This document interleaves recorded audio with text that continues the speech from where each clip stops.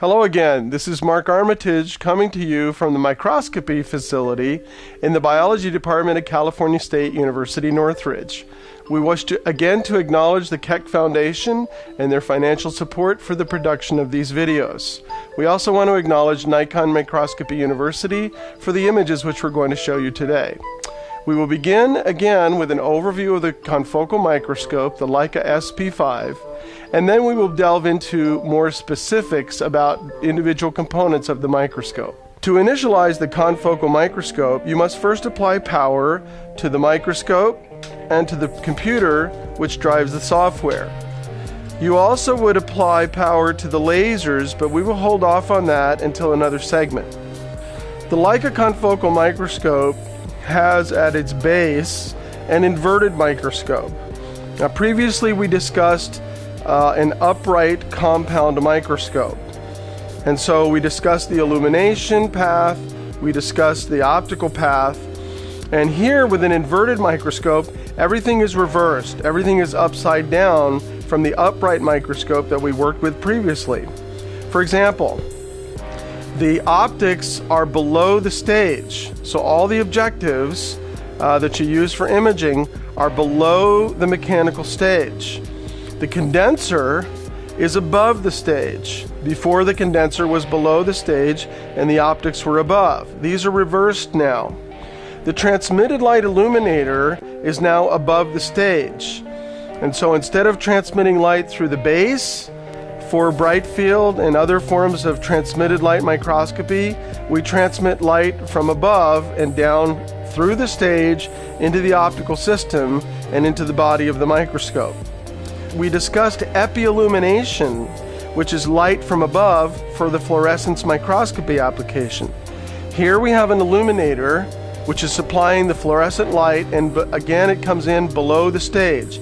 It is epi in that it does come through the optics and reflects off the specimen and back down through the optics and then transmitted into the microscope. But it is reversed because this is an inverted microscope.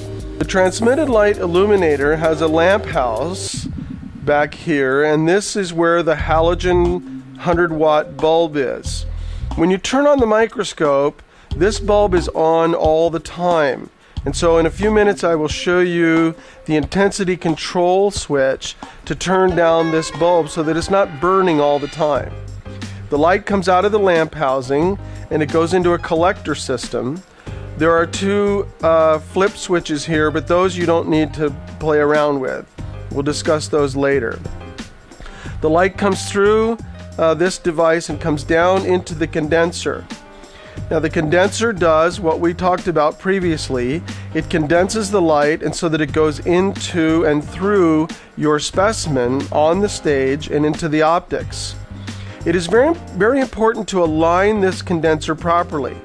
And we will be showing you two alignment tools that go into these little slots to align the condenser in this plane.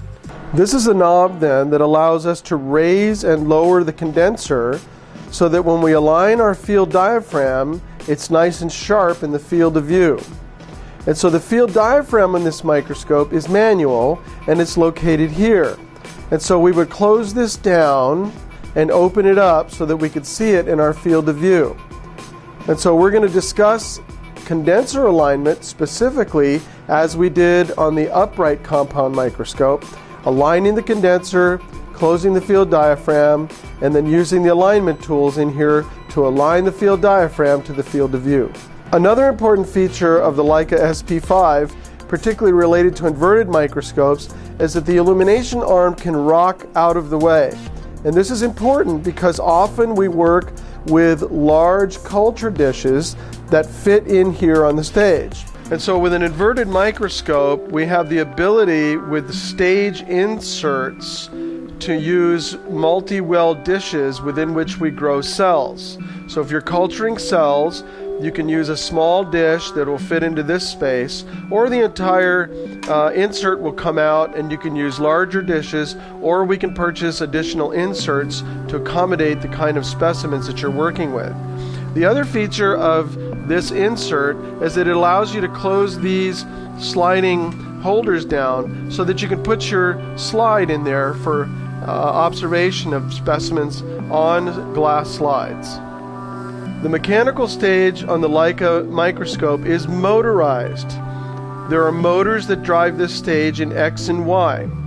And so that's another important reason why the condenser has to be rocked out of the way, because when you initialize the microscope, the computer will drive the stage in X and Y to its endpoint because of the motors that are on each axis of the stage.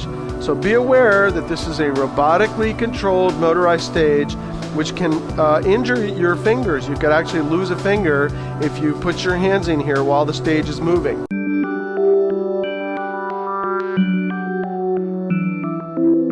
Below the stage is the nose piece, which holds all of the objectives. And you can see that there are quite a few objectives on this nose piece. This is a motorized nose piece, but we will be manipulating it manually to choose the different objectives that we work with. Later on in this sequence, we will discuss every objective on here, the magnification of it, and the particular